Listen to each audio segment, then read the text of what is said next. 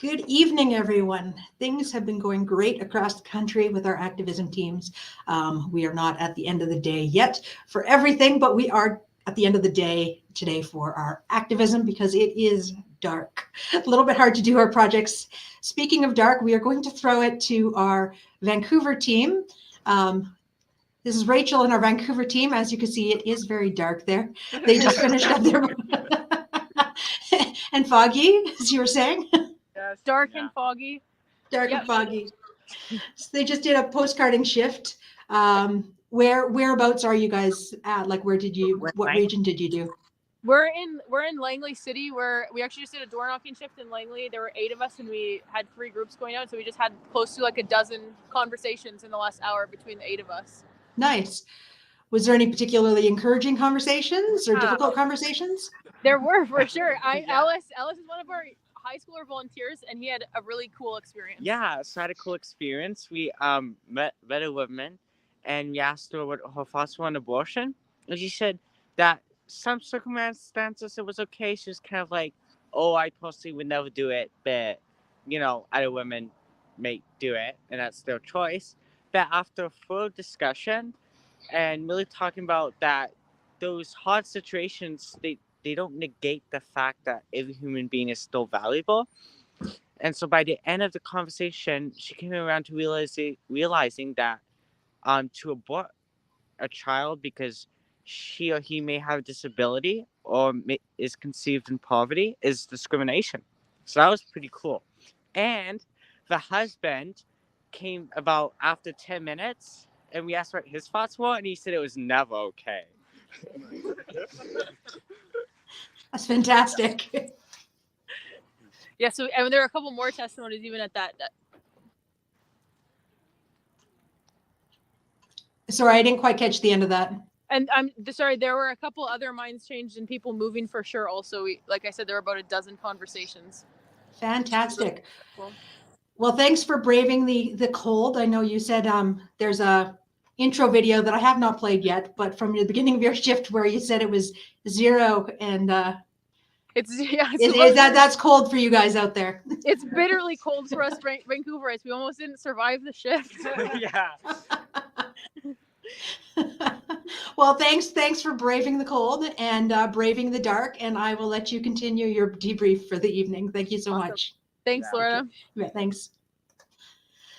That was our Vancouver team as they finished up the last shift of the evening. I'll play a couple other clips for you shortly here, but first I have another guest I'd like to bring on.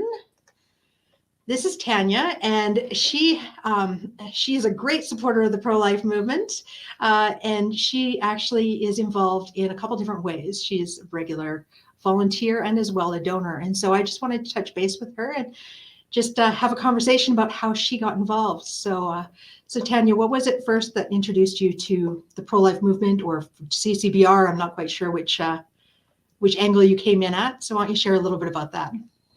Yeah, so I guess I can't remember when I first heard about abortion, but I know that when I was about 11, I read like a fairly detailed description of the abortion procedure. And that really made me realize like, this isn't just one of many other issues that's going on in society. This is an issue where people are really being killed. And so I think that just put that way up higher on the priority list of issues. Like in this issue, there are people being killed. So then I didn't really figure out a way to get involved very much until I was in university. I got involved in the pro-life club there. That was probably not my first interaction with CCBR, but that was how I heard about the Abortion Awareness Project. And I thought that if I was going to get involved with local outreach at the pro-life club and with Hamilton Against Abortion, I should probably like take advantage of that to get some training and some practice. And so I was really nervous like that entire week. But I did see a few people change their minds. And so that was really encouraging. And then that just led to getting more and more involved. Right. Yeah, we have our abortion awareness project coming up here. We just finished our application process, and we had a huge number of applications, which is fantastic. And so, yeah, we're excited for that project coming up here. How did you proceed? Like after that, you did an internship, correct? Yeah. So at the end of that week, they were like recruiting people for the internship, and I thought to myself, like, I figured out how to have these conversations, but I didn't think I could handle like a whole 4 months of doing it. So I thought, there's no way I'm going to do this, except that some of the staff were interested in the fact that I was studying computer science. And they said, no, listen, you could actually do like an administrative internship where you only do activism like part of the time, and the other part of the time you do some computer work on the administrative side of things. So I did end up doing an internship because I got convinced by the fact that I didn't have to do activism the whole time. And then now you're doing activism on a regular basis in Hamilton, correct? Yes, but not every day. Not every day. So was there something that that clicked during your internship that made you want to do this on a more like on a regular basis with Hamilton? So I heard about the idea of Hamilton Against Abortion before the internship, and that was part of the reason why I thought like I should probably go to Florida. Yep. And to get some practice. And then during the internship, I got a lot of the training and skills to actually be able to get involved in a local group. And so then we started doing activism like when I got back to school in September with me and another intern, Adriana, and we found a few other volunteers, and that was how we got started. That was September of 2018. Right. And then I guess I just kept going. It's interesting because we were doing the this activism blitz for Giving Tuesday all day, and then I saw the videos that that you actually submitted from your team that was on the streets, and it got me thinking about how we have some people who are supporters, financial supporters, some people who are on the ground activists, but then there are some who actually do both. And is there something that that motivated you differently from the activism side versus the donor side that kind of inspired you maybe to jump in on the financial supporting side? I guess it was kind of just like once I graduated school and started working, it kind of made sense at that point to be like, okay, so now I'm working, now I'm making money. Well, it seemed like the next logical thing to become a financial supporter too. Right. So, well, we certainly appreciate all you do out there in not only leading a lot of teams there out in Hamilton and the work that you've done to get there, but also the fact that you've joined us on as a financial partner as well. As we certainly need more people joining alongside of us, whether that be both activism and financially supporting us, or one or other, depending on what your life circumstances are. But we thank you so much for being a part of this movement, Tanya. Thanks for having me. Great, thanks. So again, we thank you so much for partnering with us. Like Tanya, there are many people who do both donate and do activism. Sometimes that may be like you get trained and maybe you want to come join us to keep your skills fresh for when you do encounter those conversations on the street. So you join us occasionally, or maybe you have a little bit more time available in your schedule and you want to come out and donate your time regularly with us.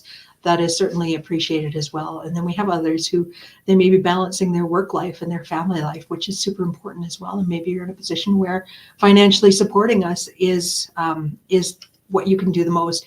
And there are people, we need everybody to be able to do this movement. There are people who are working full time and volunteering spare time with them. There are people who are working full time and in the pro-life movement and need people with the financial resources to make that possible. So again, we thank you for each and every amount that you can give, whether it be $5, $10, whether it be $5,000, like it's just a whole range of different donor capabilities. Maybe you're a donor who has the resources to be able to give $50,000 a year, which goes a huge way towards our projects. We have a huge number of staff who are working full-time, a number who are working part-time, and that's all across Canada. So we certainly appreciate your partnership. Before we wrap up for this evening, I just want to play a couple more videos just because they've been rolling in and they are so encouraging. We heard from our Vancouver team a little bit earlier, but they did send a little intro video before they kicked off that shift. But I received it a little bit after our last live. And then as well, our Ottawa team has actually been out late into the evening as well. So they just wrapped up their shift. They did a little door knocking shift there. So I'll play a couple videos from them as well. We're here in Vancouver, and at 0 degrees, it's bitterly cold for us Vancouverites, but we're about to get our door knocking shift started. We have 3 teams going out today, and we're gonna go for the next hour or so to change hearts and minds on abortion. I am here in Barrhaven, Ottawa with my mom, Betty, and we are doing the last door knocking shift of the day and the last one of this year for Ottawa. It's pretty chilly, but I know that earlier went okay, and people are surprisingly generous in the cold, so hopefully it goes well. We just finished the last door knocking shift of the season, and I'd love to get Betty to share her experience door knocking through this fall. She started brand new. Tell us how you felt when you first started. I was completely overwhelmed and in shock, I think, but Now how do you feel? I was willing to keep coming. Now I'm a little more confident, and I can actually say some things that are not inappropriate or that are the right thing to say. Yeah, she's really improved. And what else have you been doing to practice? Mock dialogue. Yeah, she's been joining mock dialogue. She is also getting ready to go back to Kingston and maybe even join a team that we have that we're building there. And so I'm super excited about that. Well done, Betty. Yes, thank you. We just finished the last door knock. So yeah, it's great to see so many teams on the ground. It's also great to see that some of our recent interns have come on to staff. Both Katrina and Rachel, both of them have recently done internships with us, return internships, and then joined staff. And so it's exciting to see them training up the next round of pro-lifers in being able to have effective conversations and even grow into other community groups. So we're so thankful for the team that's been on the ground all day today, with our first team starting out in the dark in the east, and our final teams and ending here in the dark. As you've seen, it's kind of been a full day, and it's been exciting to see all of the movement. Now today is not over. It may be over for the activism, but please do share. This is the time where we ask you to rally together and share our content. Speak with your spouse if you guys you have a spouse that you make financial decisions with, and consider about what amount that you might be able to give today, whether that be a small amount or a monthly amount or a large amount that you might be blessed to be able to give to this work that we're doing to see lives saved, minds changed about the issue of abortion. Like we mentioned earlier, in Canada, there are about 100,000 abortions every year, and there is zero law protecting the preborn children. So it's legal in all 9 months of pregnancy. So there's a lot of ground to be covered in Canada, but we do know that that we do see minds changed every day. And today is just one example of that. So as we go into the evening, please do share our content. I will be tallying up the donations over today and into tomorrow. I know there's a number of donations that are coming in the mail as well. So those do take a little bit more time, but we will give you an update. I plan to be posting another video. We're going to have a message from our presidents as well, and we're going to be sharing that video on Thursday. And so we'll definitely give you an update there, but do keep sharing, keep donating, and thank you so much for your partnership in joining us in the fight for life.